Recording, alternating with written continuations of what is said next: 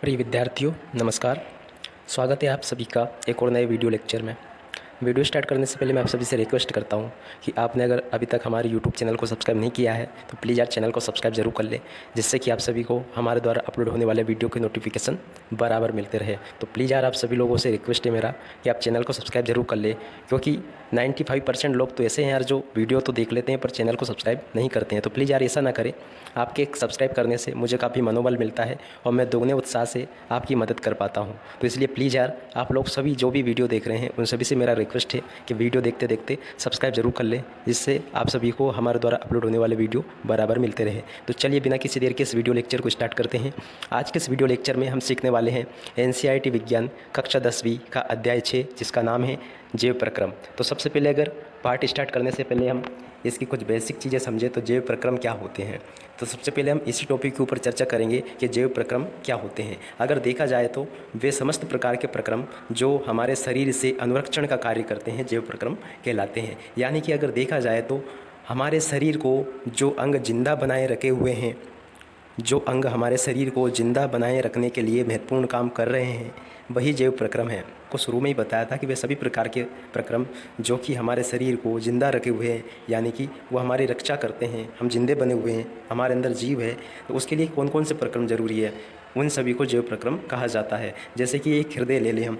हृदय क्या करता है कि हृदय जो है सारे शरीर में रक्त का संचार करता है, जिससे कि हम जीवित रह सके। और हृदय के बाद में अगर देखें तो दूसरे नंबर पे आते हैं अपने फेफड़े।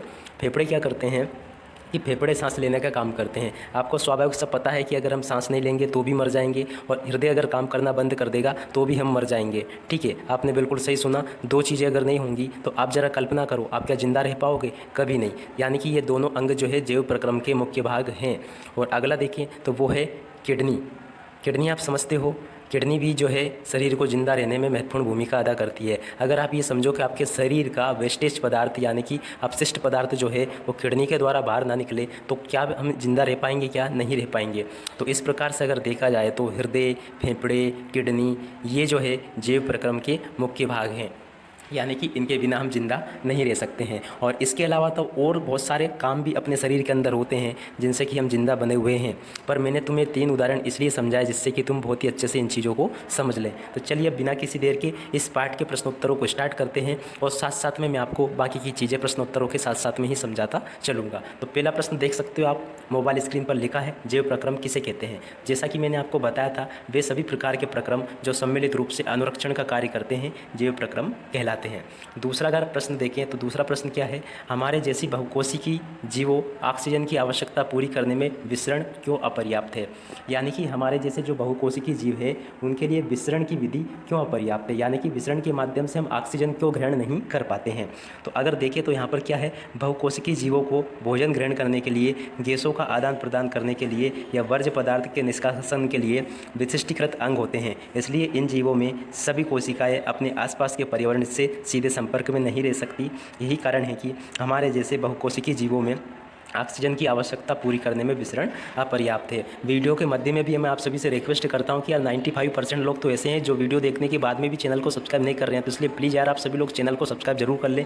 आगे देखें अगला प्रश्न। अगला प्रश्न ये रहा, कोई वस्तु सजीव है या निर्जीव, इसका निर्धारण करने के लिए हम किन मानदंडों का उपयोग करेंगे। तो इसका उत्तर क्या होना चाहिए, आप देख सकते हैं इसका उत्तर, कोई जीवित है या नहीं इसका निर्धारण ऐसी कोई भी दिखने वाली गति जैसे चलना, सांस लेना या वृद्धि करने से किया जाता है, जबकि सजीवों में ऐसी गतियाँ भी होती है जिन्हें हम नग्न आंखों से नहीं देख सकते हैं। इसलिए जीवन प्रक्रिया की उपस्थिति मौलिक मापदंड है जिससे तय किया जा सकता है कि कोई जीवित है या नहीं है। उम्मीद करता हूँ कि ये पार्ट और इस पार्ट के प्रश्न उत्तर आपको बहुत ही अच्छे से समझ में आ रहे होंगे, क्योंकि मैं जो वीडियो बना के अपलोड कर रहा हूँ इनके ऊपर मैंने बहुत ही मेहनत की है। सब कुछ बहुत ही सरल तरीके से मैं आपको बताने की कोशिश कर रहा हूँ, किताबी भाषा में नहीं, अपनी दैनिक जीवन की भाषा में ही मैं आपको सारे प्रश्न उत्तर समझाने की कोशिश कर रहा हूँ, जिससे कि आपको ये बहुत ही सरलता से या 1-2 बार पढ़ने से ही याद हो जाए। अगला प्रश्न देखिए तो ये रहा, किसी जीव द्वारा किसी कच्ची सामग्री का उपयोग किया जाता है। किसी जीव द्वारा निम्न कच्ची सामग्री का उपयोग किया जाता है। ऊर्जा और सामग्री के स्रोत के रूप में भोजन। अपने को जिंदा रहने के लिए, इंसान के अंदर ऊर्जा बनी रहे, इसके लिए वो क्या करता है, भोजन करता है। भोजन से हमें ऊर्जा प्राप्त होती है जिससे कि हम अपने दैनिक जीवन के कार्यों को कर पाते हैं। अगला क्या काम होता है, भोजन के टूटकर उससे ऊर्जा प्राप्त करने के लिए ऑक्सीजन। आपको पता है कि किसी भी भोजन को तोड़ने में या उसको गलाने में या उसको अवशोषित करने में ऑक्सीजन महत्वपूर्ण भूमिका निभाता है। ठीक है। तो अपने शरीर को भोजन के साथ साथ में ऑक्सीजन की भी ज़रूरत होती है, जिससे कि हमारा भोजन पच सके। अगला देखिए तो शरीर के अंदर भोज तथा अन्य कार्यों के लिए उचित पाचन के लिए पानी। तो आपको पता है कि कोई भी व्यक्ति जो है या कोई भी जीव है, इनको ज़िंदा रहने के लिए 3 चीज़ों की आवश्यकता होती है। पहली चीज़ भोजन, दूसरी चीज़ ऑक्सीजन और तीसरी चीज़ जो है वो है पानी। तो आपको ये बहुत ही अच्छे से समझ में आ गया होगा कि कोई भी जीव जो है ज़िंदा रहने के लिए 3 चीज़ों की आवश्यकता उसको होती है। बहुत ही आसान और सरल भाषा में समझा रहा हूँ बेटा मैं आप सभी को। आप इन प्रश्नों के उत्तर सभी चाहे तो वीडियो को रोक रोक के अपनी कॉपी में नोट भी कर सकते हो आप। मैंने आपको बहुत ही अच्छे से समझा दिया और आप दैनिक जीवन में भी ये कंपेयर करके देख सकते हो कि किसी भी जीव को ज़िंदा रहने के लिए 3 चीज़ों की आवश्यकता होती है, भोजन, पानी और ऑक्सीजन यानी कि हवा की। आपको ये समझ में आ गया होगा। अगला देखें तो जीवन के अनुरक्षण के लिए आप किन प्रक्रमों को आवश्यक मानेंगे, यानी कि हमको ज़िंदा रहने के लिए कौन कौन से काम जरूरी है, ये हमें यहाँ पर बताना है। हम जिंदा बने रहें इसके लिए कौन कौन से काम जरूरी है। पहला काम जरूरी है पोषण। पोषण यानी कि हमारे शरीर को भोजन मिलना चाहिए। पोषण के बाद में 2 नंबर पे आता है उत्सर्जन। उत्सर्जन क्या होता है, यानी कि हमारे शरीर के अंदर जितने भी वेस्ट पदार्थ हैं, जितने भी अपशिष्ट पदार्थ हैं, वो सारे बाहर आना चाहिए, नहीं तो भी मर जाएंगे हम। मान लिया कि हम पोषण करते रहें और अपने शरीर के जो वेस्ट पदार्थ है वो बाहर ना निकले तो भी हमारी मृत्यु निश्चित है, क्योंकि अपने अंदर जो शरीर के वेस्ट पदार्थ है वो एक दिन जहर बन जाएंगे और वो हमें मार डालेंगे। तो इसलिए उत्सर्जन भी ज़रूरी है। उत्सर्जन हम किस प्रकार से करते हैं, मूत्र के द्वारा, मल के द्वारा, और अपनी जो स्किन होती है उससे पसीना निकलता है उसके द्वारा भी हम उत्सर्जन करते हैं। यानी कि इनपुट आउटपुट, इस तरह से आप इसको समझ सकते हो। जो इनपुट होता है हम जो अंदर लेते हैं, खाते हैं, वो पोषण हो गया। आउटपुट यानी कि जो बाहर फेंकते हैं शरीर से, वो उत्सर्जन हो गया। ठीक है। अगला है श्वसन। श्वसन यानी कि सांस लेते हैं। सांस लेते हैं, ये भी एक तरह से जीवन को जिंदा रखने के लिए ज़रूरी है। अगला प्रश्न देखते हैं, स्वपोषी पोषण एवं विषमपोषी पोषण में क्या अंतर है। तो सबसे पहले तो यहाँ पे हमको समझ लेना चाहिए कि स्वयंपोषी पोषण क्या होता है, विषमपोषी पोषण क्या होता है। तो सबसे पहले बात करें स्वयंपोषी पोषण की। स्वयंपोषी पोषण का मतलब ये है कि ऐसा पोषण या ऐसा भोजन जिसे खुद बनाता हो और खुद खाता हो, यानी कि वो किसी दूसरे के ऊपर निर्भर ना हो, वो स्वयंपोषी पोषण कहलाता है। जैसे कि पेड़ पौधे पानी और प्रकाश की सहायता से और कार्बन डाइऑक्साइड की सहायता से अपना भोजन स्वयं बनाते हैं और स्वयं ही उसको ग्रहण कर लेते हैं, ये हुआ स्वयंपोषी पोषण। और अगर देखिए विषमपोषी पोषण, विषमपोषी पोषण क्या है, ऐसा पोषण जिसमें कि उत्पादक जो है दूसरों से लेके खाता है, दूसरों से छीन के खाता है, ये विषमपोषी पोषण है। जैसे कि मानव को देख लो, मानव क्या करता है कि पेड़ पौधों का भोजन छीन के खाता है, जंतुओं को खाता है। तो ये क्या है कि उनका भोजन हम छीन के खा रहे हैं, ये विषमपोषी पोषण हुआ। ठीक है। अब स्वयंपोषी पोषण और विषमपोषी पोषण क्या है। पहला देखिए, भोजन को सरल अकार्बनिक कच्चे माल जैसे जल CO2 से संश्लेषित किया जाता है। विषमपोषी पोषण का देखें तो भोजन को प्रत्यक्ष या अप्रत्यक्ष रूप से प्राप्त किया जाता है। भोजन को एंजाइम की मदद से तोड़ा जाता है, प्रत्यक्ष या अप्रत्यक्ष रूप से। कैसे, जैसे कि हम पेड़ पौधों से लेते हैं, जीव जंतुओं से भोजन लेते हैं। जैसे कि पेड़ पौधों से हमने फलों को लिया, अनाजों को लिया, जीव जंतुओं से मांस लिया, मछली ली, अंडा लिया, दूध लिया, ये हम लेके उनसे खाते हैं। तो ये विषमपोषी पोषण हुआ। अगला देखें तो क्लोरोफिल की आवश्यकता होती है, क्लोरोफिल की कोई आवश्यकता नहीं होती है। अगला देखें तो सामान्यतः भोजन का निर्माण दिन के समय होता है, भोजन का निर्माण कभी भी किया जा सकता है। यहाँ पर ये बात समझ लेना बहुत ही ज़रूरी है, क्योंकि पेड़ पौधे जो है अपना भोजन सिर्फ दिन में बनाते हैं, क्योंकि पेड़ पौधों को भोजन बनाने के लिए प्रकाश संश्लेषण की आवश्यकता होती है, क्योंकि प्रकाश संश्लेषण सूर्य की उपस्थिति में ही हो पाता है, इसलिए पौधे सिर्फ दिन में भोजन बनाते हैं। भोजन का निर्माण कभी भी किया जा सकता है। अब मनुष्य तो भोजन कभी भी बना सकता है, चाहे जब बना के खा ले, वो छीनना ही तो है, इससे वो लिया उससे वो लिया, कभी भी पका के खा लिया। तो ये भोजन का निर्माण कभी भी किया जा सकता है विषमपोषी पोषण में। अगला देखें तो अगला क्या है, सभी हरे पौधे, तो कुछ जीवाणुओं में इस प्रकार का पोषण होता है, सभी जीवों तथा कवक में ये पोषण होता है। तो उम्मीद करता हूँ कि स्वयंपोषी पोषण और विषमपोषी पोषण आपको बहुत ही अच्छे से समझ में आ गया होगा। अब हम देखते हैं अगला प्रश्न क्या है। ये रहा आपकी मोबाइल स्क्रीन पर। क्या प्रश्न है ये, प्रकाश संश्लेषण के लिए आवश्यक कच्ची सामग्री पौधा कहाँ से प्राप्त करता है। इसका उत्तर देखिए आप, प्रकाश संश्लेषण के लिए आवश्यक कच्ची सामग्री या निम्नलिखित है। क्या क्या है, कार्बन डाइऑक्साइड। कार्बन डाइऑक्साइड पौधा कहाँ से प्राप्त करता है, पौधा कार्बन डाइऑक्साइड अपनी पत्तियों पर बने सूक्ष्म छिद्रों के द्वारा प्राप्त करता है। यानी कि पत्तियों पर आप ध्यान से देखना, छोटे छोटे सूक्ष्म छिद्र होते हैं जिनके माध्यम से प्रकाश संश्लेषण जब होता है तो कार्बन डाइऑक्साइड पौधा ग्रहण करता है। अगला है जल।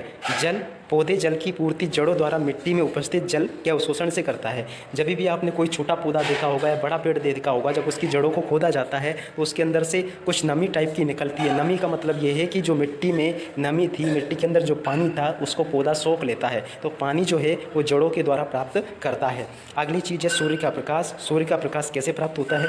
पौधे क्लोरोफिल द्वारा प्रकाश ऊर्जा को अवशोषित करते हैं। तो आपको ये उम्मीद करता हूँ कि ये वाला प्रश्न और उसका उत्तर बहुत ही अच्छे से समझ में आ गया होगा। अगला देखिए तो ये रहा, ये भी एक बहुत महत्वपूर्ण प्रश्न है, आप इसको भी बहुत ही अच्छे से याद कर लें। यह प्रश्न आप सभी के लिए बहुत ही ज़रूरी है और महत्वपूर्ण भी है। क्या प्रश्न है? हमारे आमाशय में अम्ल की क्या भूमिका है?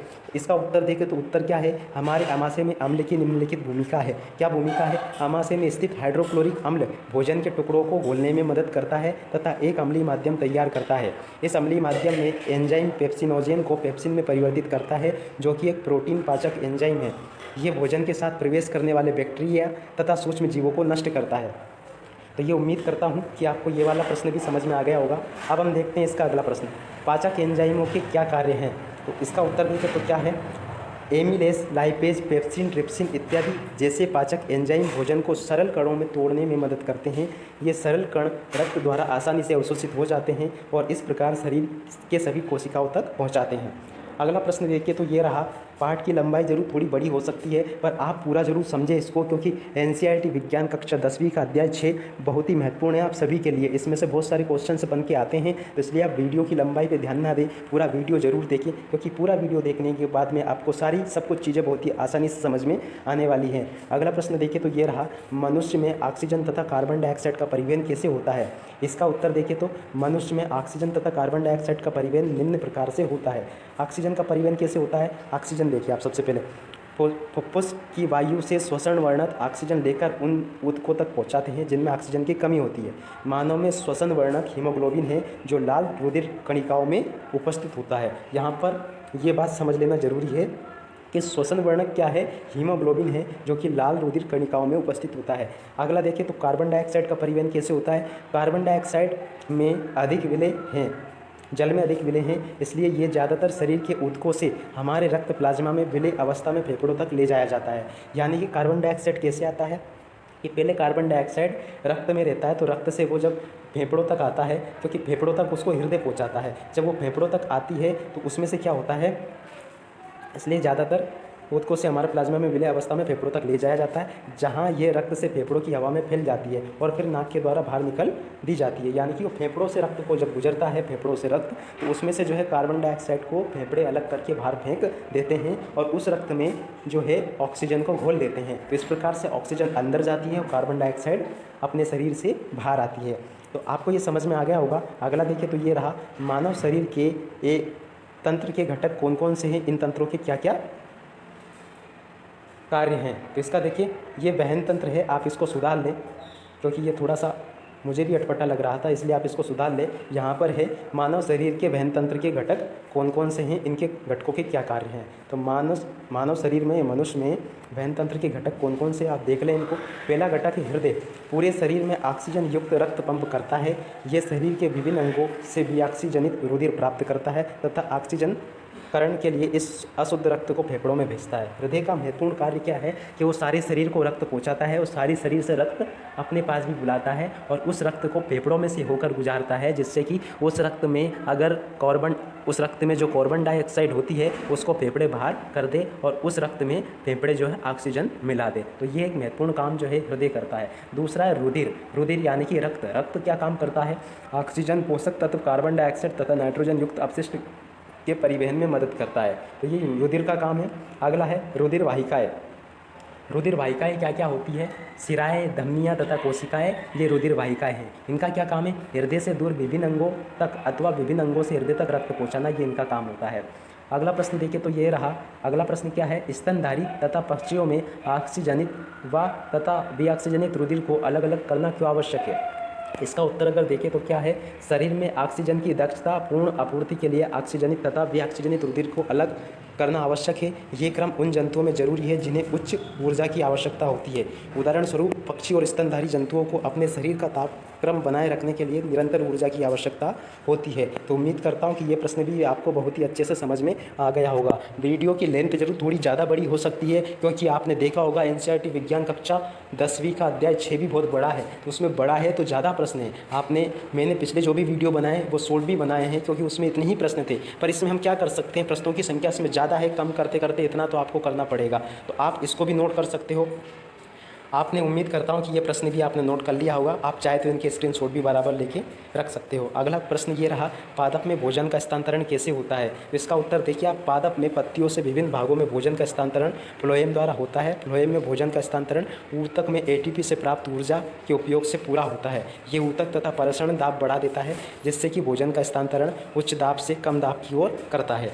अगला जो है ये भी एक बहुत महत्वपूर्ण प्रश्न है, आप इन्हें भी बहुत ही अच्छे से याद कर लें। क्या प्रश्न है, भोजन में पाचक लार की क्या भूमिका होती है। तो इसका उत्तर देखिए आप, भोजन में पाचक लार की निम्न भूमिका होती है। क्या भूमिका होती है, पहली, यह भोजन को आसानी से निगलने के लिए भोजन को गीला करता है। अगला जो है ये है, लार में भी एक एंजाइम होता है जिसे लार एमिलस कहते हैं। ये मंड जटिल अणु को शर्करा में खंडित कर देता है। तो आपको ये बहुत ही अच्छे से समझ में आ गया होगा। अगला जो महत्वपूर्ण प्रश्न है वो ये रहा, जाइलम और फ्लोएम में अंतर लिखिए। तो जाइलम और फ्लोएम में अंतर देखें तो पहला अंतर है, जाइलम मृदा से प्राप्त जल और खनिज लवणों का वहन करता है। फ्लोएम ऊतक भोजन के परिवहन में मदद करता है। अगला देखें तो जल को पौधों की जड़ों से अन्य भागों तक ले जाता है। भोजन को ऊपर और नीचे दोनों दिशाओं में ले जाया जाता है। और इसी के क्रम में अगर अगला अंतर देखें तो ये रहा, जाइलम में पदार्थों का वहन सरल भौतिक दबावों की सहायता से होता है। फ्लोएम में भोजन का वहन एटीपी से प्राप्त ऊर्जा के द्वारा होता है। तो ये था जाइलम और फ्लोएम का अंतर, जो कि मैंने आपको पूरा बता दिया है। अगर आपको एक ही साथ में स्क्रीनशॉट लेना हो तो आप ये ले सकते हैं। में एक और बहुत ही महत्वपूर्ण प्रश्न, आप इसको बहुत ही अच्छे से समझ लें। ये एनसीईआरटी विज्ञान कक्षा 10वीं अध्याय 6 में बिल्कुल पूछा जाता है। कई बार तो ये बोर्ड परीक्षाओं में भी आता है, तो इसलिए आपके लिए बहुत ही ज़रूरी प्रश्न है ये। देखिए तो क्या प्रश्न है, धमनी और सिराओं में अंतर लिखिए। धमनी और सिराओं में अंतर समझ लेने के पहले हम एक चीज़ और समझ लेते हैं कि धमनियाँ क्या होती है और सिराएँ क्या होती है। आपने देखा होगा कि आपके हाथों पर ऊपर जो नसें नज़र आती है जिनका कलर नीला होता है, वो क्या है, वो सिराएँ हैं। और अंदर जो आपकी शरीर के अंदर जो पाई जाती है नसें जिनका कलर लाल होता है, वो धमनियाँ हैं। अब इनके अंतरों को समझे आप। धमनियों में शुद्ध रक्त बहता है, सिराओं में अशुद्ध रक्त बहता है। ये बहुत ही आसान और सरल तरीके से मैं आपको बता रहा हूँ। धमनियों में रक्त में ऑक्सीजन गैस घुली होती है, सिराओं के रक्त में CO2 गैस घुली होती है। अगला देखें तो धमनियों का रंग लाल होता है, सिराओं का रंग नीला होता है। धमनियों में कपाट नहीं पाए जाते हैं, सिराओं में कपाट पाए जाते हैं। ये बहुत ही सरल तरीके से बता रहा हूँ, जिससे कि आप सभी इसको 1-2 बार पढ़ने में ही याद कर लो। अगला देखिए तो धमनियों की भित्ति लचीली एवं मोटी होती है। ये भक्ति नहीं है, इसको भी आप सुधार लें, ये थोड़ा सा मिस टाइपिंग हुई है, इसको भित्ति कर लो, भित्ति।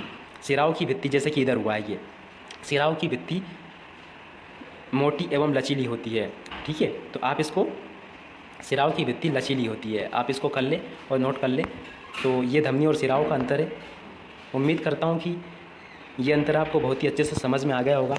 इसी के साथ में एनसीईआरटी विज्ञान कक्षा 10वीं का अध्याय 6, जिसका नाम था जैव प्रक्रम, जिसे मैंने कि बहुत ही अच्छे से एक्सप्लेन करके बता दिया है। आपके लिए इतने ही प्रश्नोत्तर काफ़ी है। आप इन प्रश्नों के अलावा और ज़्यादा कुछ भी ना पढ़े, सब कुछ मैंने इस पार्ट के प्रश्नोत्तर इसी वीडियो में शामिल कर लिए हैं। इस वजह से वीडियो की लेंथ ज़रूर थोड़ी ज़्यादा बढ़ जाएगी, पर उम्मीद करता हूँ कि ये पूरा का पूरा वीडियो आपकी पढ़ाई में बहुत ही मदद करने वाला है। और इसी के साथ में एक रिक्वेस्ट और करता हूँ यार, कि बार बार कह रहा हूँ आप लोगों से कि 95% लोग तो ऐसे हैं यार जो चैनल को सब्सक्राइब नहीं करते हैं। तो प्लीज़ यार ऐसा ना करें, आप सभी लोग चैनल को सब्सक्राइब ज़रूर कर लें। इसी के साथ में मैं आप सभी से विदा लेता हूँ। नमस्कार।